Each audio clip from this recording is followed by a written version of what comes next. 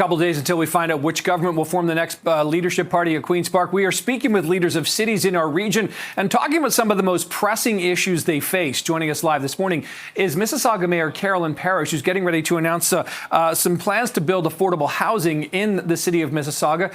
Mayor Parrish, do we have you there? Yes, we do indeed. Great. Okay, good to see you this morning. I'm really intrigued by this plan you're unfolding here to tackle housing in Mississauga. Is this necessary? Because, you know, we've seen the numbers in Ontario that housing is just not being built. Is this because the province has not been able to build enough housing that you need to kind of take matters into your own hands in Mississauga? Well, what we've been doing is we had a 3 or 4 month roundtable with about 30 developers in Mississauga, and we said to them, what are we doing wrong? Which they were not hesitating to tell us. What can we do right? How can we inspire more building? And so we've lowered our development charges by 50%. We've also told them they don't have to pay them on pulling the building permit. They pay them on occupancy, which saves them from carrying huge bank loans. And we've also told them if they build a purpose-built rental, we are going to reduce their taxes by 35% for 35 years. So our first developer walked in yesterday, and he wants to convert what was going to be a condo building, which has been sitting on vacant land for 5 years, to a rental building. So it's having an impact. That's good to hear. I'm curious about how, if you cut the development costs, how is the city, the municipality going to make up for the potential lost revenue there? Because we know how much municipalities across this province rely on those development charges to continue to pay for the services you provide to the rest of your residents. Well, it mostly pays for community services like pipes and community centers and libraries. And Mississauga is pretty much built out. So we have a lot of that infrastructure in place. So we can afford to do this a little bit more than a greenfield development. Also, one of our very bright, our commissioner of planning said to me, Carolyn, what would you rather have? 0 DCs or 50% DCs, because there's no building going on. So we're weighing that and saying to ourselves, we'd rather have 50%. Yeah. Is there an example or another model that you were basing any of this on? I realize you had a lot of experts come in and kind of develop this, but is there any other region or municipality in this province that you see as doing things right or getting things done? I see you shaking your head already. Not so far.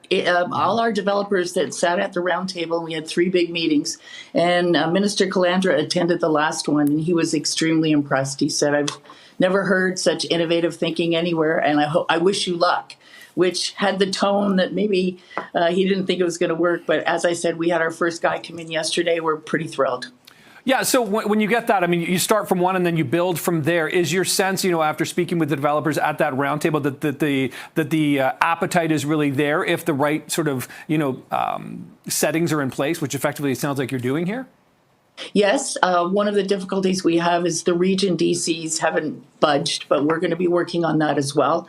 But also we've had about 6,000 units pulled together by various people that were on the panel that are ready to put applications in.